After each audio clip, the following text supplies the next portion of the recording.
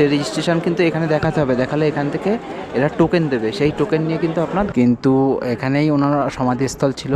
তো 2013 সালে যখন এখান থেকে ওনারা যা দক্ষিণে দেবেন নেবেন, আর এখান থেকে আশেপাশে এখানে ঢুকতে পারবেন, কারণ খালি পায়ে 5-6 ঘন্টা লাইন দেওয়া মানে খুবই কষ্ট। আর একটা কাজ করতে পারেন, আপনার জলে বুটবুলি ওঠে, ওম নমঃ শিবায়, ওইদিকে উঠছে, ওই যখন এখানে ওম রয়েছে। সাবস্ক্রাইব করুন আমাদের ইউটিউব চ্যানেল ভবঘুরে ভ্রমণ আর পেয়ে যান বিভিন্ন ভ্রমণ স্থানের বিভিন্ন তথ্য। কেদারনাথ মন্দির দর্শনের দ্বিতীয় পর্বে আপনাদের স্বাগত। কলকাতা থেকে কেদারনাথ মন্দির আসা পর্যন্ত রয়েছে আমার প্রথম পর্ব। যদি আপনারা সেই ভিডিও দেখতে চান তাহলে উপরের আই বাটনে ক্লিক করে দেখে নিতে পারেন।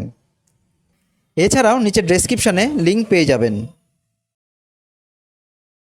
কেদারনাথ পৌঁছে আপনাদের প্রথম কাজ হবে কেদারনাথ মন্দির দর্শনের পাস সংগ্রহ করা।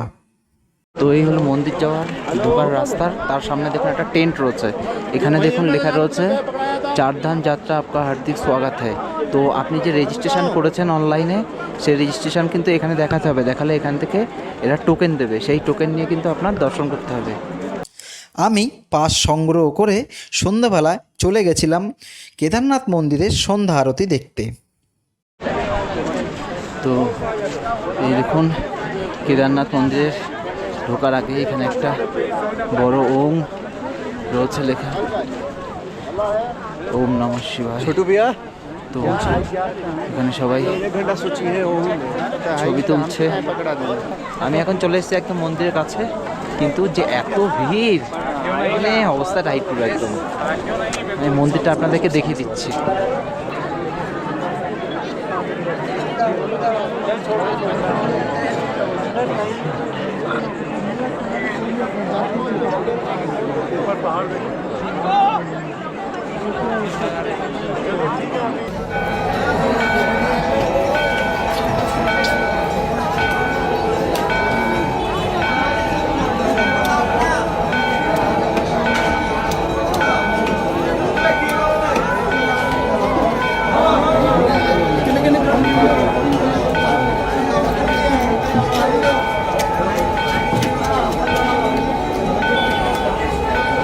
তো সন্ধ্যে 6:45 আরতি শুরু হয়েছিল, এবং আরতি আপনাদেরকে দেখিয়ে দিলাম।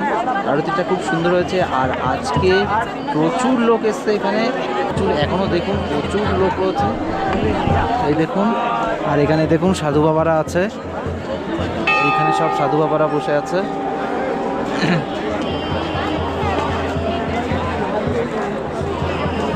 আর এই হলো এখন সন্ধ্যেবেলায় আরতির পরের কেদারনাথ।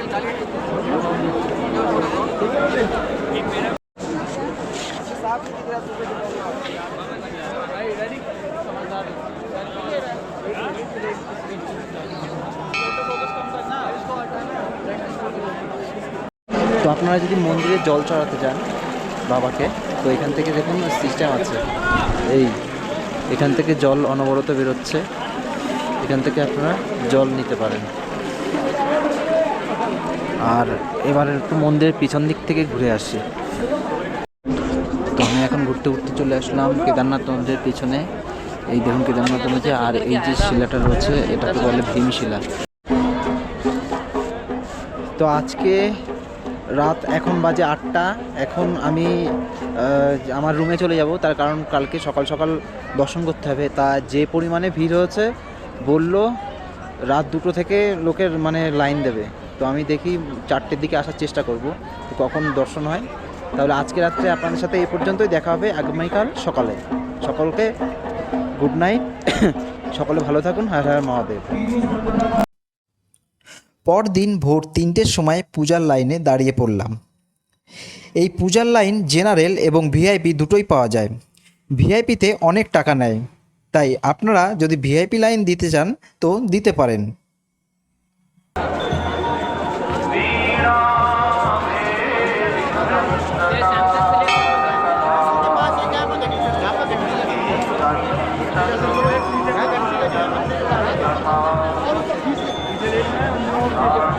তো তো আমি সকাল 3টের সময় লাইন দিয়েছিলাম, আর এখন 7:30 বাজে। 7:30 আমি দর্শন করে ফিরলাম। তো এখানে কিন্তু সেই সময় প্রচণ্ড ঠান্ডা ছিল। আর পুজো আপনারা এক কাজ করবেন, সবসময় গেটের কাছ থেকে নেবেন। যদি আপনারা জেনারেলে পুজো দেন তাহলে ওখানে জুতোটা রেখে একদম সঙ্গে সঙ্গে ঢুকতে পারবেন, কারণ খালি পায়ে 5-6 ঘন্টা লাইন দেওয়া মানে খুবই কষ্ট। আর একটা কাজ করতে পারেন, আপনারা ভিআইপি লাইনেও আছে, তার অনলাইনেও টিকিট কাটতে পাওয়া যায়। এছাড়া এখানে এসেও আপনারা যোগাযোগ করে ঢুকতে পারেন। তো সকালবেলা যারা দালাল আছে, মানে এখানে পণ্ডিত যারা 3,000 টাকা করে চাইছিল এক একজন। তো যাই হোক, আপনারা যদি এইভাবে পুজো দিতে চান তো এখানে পুজো দিতে পারেন। তো সকালবেলায় দেখুন এখানে পাহাড় বরফ জমে রয়েছে, আর এই হচ্ছে কেদারনাথ মন্দির। কত সুন্দর লাগছে। আর এইদিকে হচ্ছে সব লাইন পড়েছে, আর এদিকে হচ্ছে ভিআইপি লাইন। আর এখানে দেখুন সাধু বাবারা রয়েছে। রামসে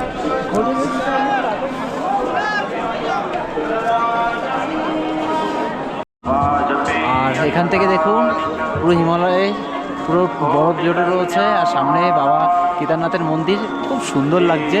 আর এদিকে রোদ পড়েছে, আর এইখানটায় অনেক জিনিস কেনাকাটার দোকান আছে, আপনারা কেনাকাটা করতে পারেন।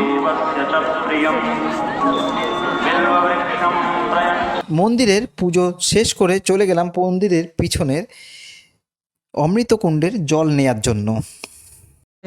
মন্দির থেকে যে অভিষেকের জল রয়েছে এখান থেকে আসে, এখান থেকে আমি এই জল নিলাম। এখান থেকে ওনারা যা দক্ষিণে দেবেন নেবেন। আর এখান থেকে আশেপাশে এখানে বোতল কিনতে পাওয়া যাচ্ছে। এখান থেকে 10 টাকা 20 টাকা আপনি কিনেছি, এখান থেকে নিয়ে এখান থেকে আপনি নিতে পারেন। আর এটা হচ্ছে মন্দিরের ঠিক পিছনে। তো মন্দিরের পিছে ওই যে মন্দিরের পিছনে হচ্ছে এই যে ভীমশিলা। 2013 সালে যখন এখানে বান এসেছিলো, তো এই ভীমশিলা এসে মন্দিরকে রক্ষা করেছিল। তো ভীমশিলার এখানে অনেক সাধু সন্তরা আছে।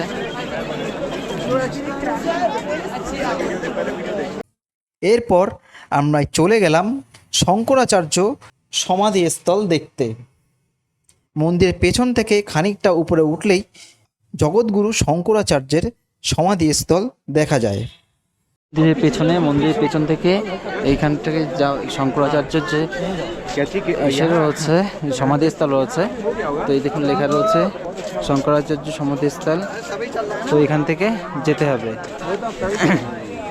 তো চলুন আপনাদেরকে নিয়ে যাই শঙ্করাচার্যের সমাধিস্থলে। আর এখানে পাহাড়ের সৌন্দর্যটা দেখুন কত সুন্দর।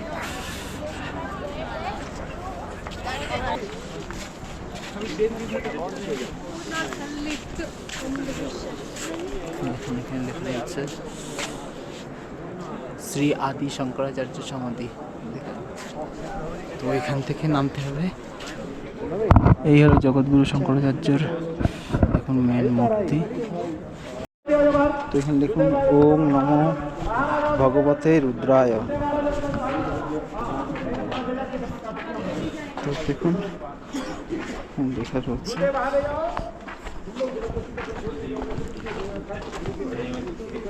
এখানে দেখুন মৃত্যুঞ্জয় মহাদেব মন্ত্র লেখা রয়েছে। ওম ত্রয়ম্বকম যজামহে সুগন্ধিম পুষ্টিবর্ধনম উর্বারুকমিব বন্ধনান মৃত্যুর্মুক্ষ্যমৃতাৎ কর্পূর গৌরম করুণাবতারম সংসার সারম ভুজগেন্দ্রহারম সদা বসন্তম হৃদয়ার বিন্দে ভবম ভবানী সহিতম নমামি। এই হচ্ছে শঙ্করাচার্যের মূর্তি।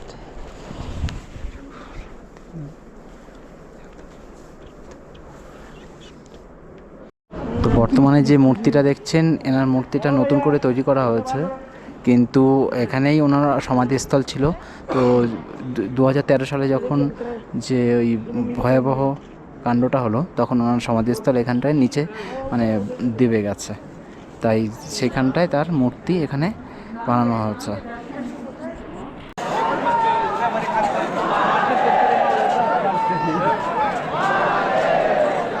এরপর কেদারনাথ মন্দিরের চারিদিকটা ঘুরে নিলাম, কারণ গতকাল সন্ধে হওয়ার জন্য কিছুই তেমন দেখতে পারিনি, তাই আজ মন ভরে দেখে নিলাম।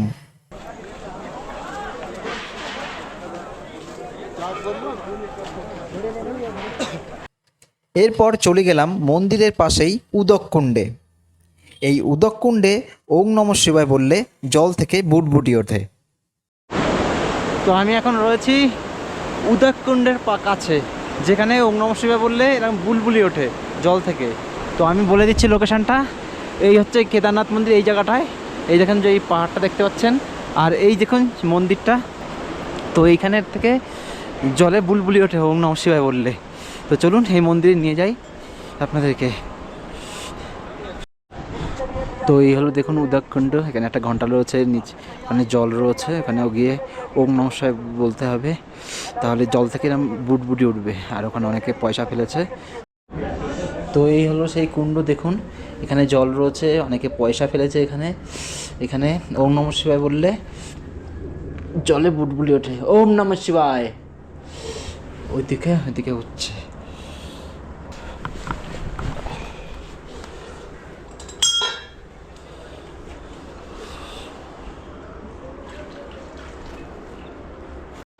তো এখানে দেখুন একটা নদী বয়ে গেছে, আর ওই দেখুন একটা ঝর্ণা।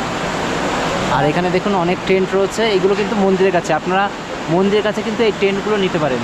আর ওইখানে যে টেন্টটা দেখছেন ওটা হচ্ছে জিএনভিএমের টেন্ট, ওগুলোর দাম বেশি। তো ওদের অনেক সুবিধা আছে, তো এগুলো আপনারা নিতে পারেন।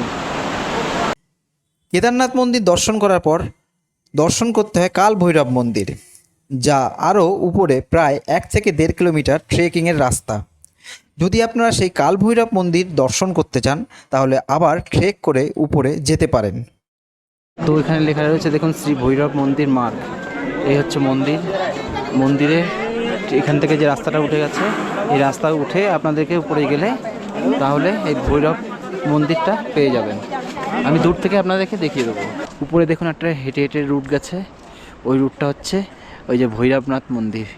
বাবা ভৈরবনাথ, কেদারনাথ দর্শন করে ওই ভৈরবনাথ দর্শন করতে হয়, না হলে নাকি কেদারনাথ দর্শন পূর্ণ হয় না। মন্দির দর্শন করার পর আমি চলে আসলাম কেদারনাথের হেলিপ্যাডের এখানে দর্শন করতে আসা শ্রদ্ধালুদের হেলিকপ্টার নিয়ে আসছিল এবং এখান থেকে নিয়ে যাচ্ছিল। সেই দৃশ্য খানিকক্ষণ দাঁড়িয়ে উপভোগ করলাম। তো আমি এখন একদম বসে আছি যে হেলিপ্যাড রয়েছে কেদারনাথে, সেই হেলিকপ্টারের একদম পাশে। তো আপনারা যারা হেলিকপ্টারে আসবেন বা যাবেন, তারা কিন্তু এই যে হেলিপ্যাডটা দেখছেন, এখানে কিন্তু আপনাদের এসে নামতে হবে। তো এখানে একটা হেলিকপ্টার দেখুন এখন ল্যান্ড করছে, তো আপনাদেরকে এখন দেখিয়ে দিচ্ছি আমি।